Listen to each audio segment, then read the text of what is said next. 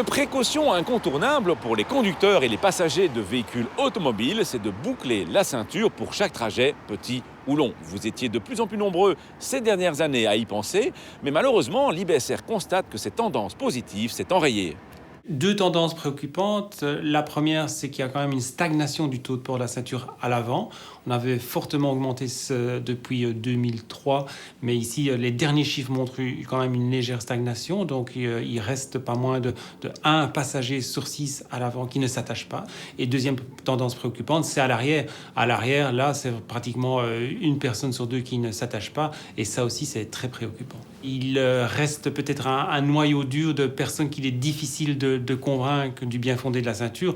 Pourtant, à cela, on peut vraiment dire que, en matière de sécurité routière, la ceinture est l'invention qui a permis de sauver le plus grand nombre de vies. En ne portant pas la ceinture, vous vous privez d'une technologie de sécurité qui a bien évolué depuis ses débuts. Les premières ceintures à 2 et à 3 points d'ancrage devaient être réglées par l'utilisateur. Trop serrées, elles gênaient, pas assez serrées, elles perdaient de leur efficacité. Heureusement, l'enrouleur que tout le monde connaît est apparu. Il permet d'ajuster la ceinture au corps tout en autorisant les mouvements.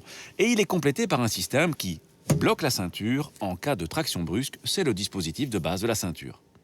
Mais désormais, une autre invention équipe de plus en plus souvent les ceintures de sécurité. Il s'agit du prétentionneur. Avec l'enrouleur, en cas de choc, la ceinture va bien entendu retenir le corps. Mais il y a un certain jeu, ce qui fait que le corps va subir une accélération et une décélération brusque, et la tête risque aussi de se trouver trop près de l'airbag qui se déclenche. C'est là qu'agit le prétentionneur. Ce dispositif, dont je vous passe les détails techniques, se déclenche en cas de choc frontal violent. Il tire dans un premier temps la ceinture vers l'arrière à la vitesse de quelques millièmes de seconde et plaque le corps contre le dossier du siège. En éliminant le jeu de la ceinture, il assure ainsi un meilleur couplage entre l'occupant et le siège et permet à l'airbag de jouer tout son rôle en évitant à l'utilisateur de percuter des parties dures du véhicule.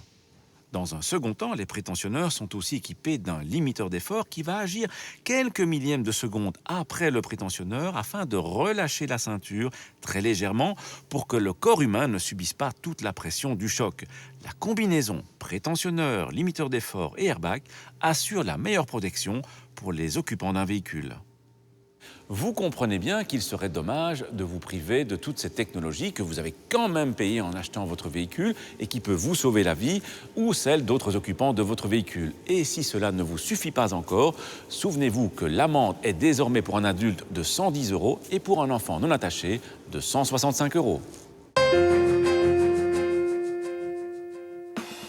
La réponse à la question de la semaine dernière est qu'il faut avoir 17 ans pour passer le permis B théorique. À gagner cette semaine, un radio-réveil Bluetooth. La question, porter la ceinture à l'arrière est obligatoire depuis 1981, 1991 ou 2001. Soit vous téléphonez au 0905 56 493, soit vous envoyez un SMS au 6020 en tapant contact 1, 2 ou 3.